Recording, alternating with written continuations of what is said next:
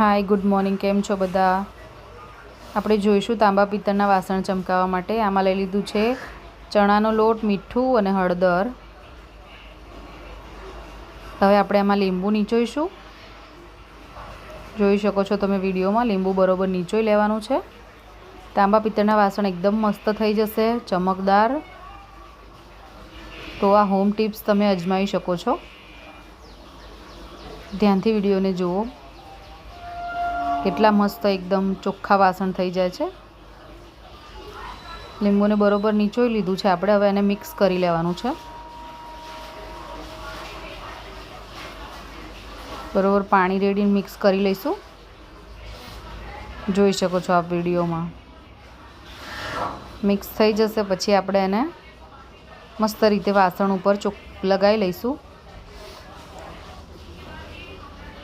અને 5 મિનિટ મૂકી રાખીશું.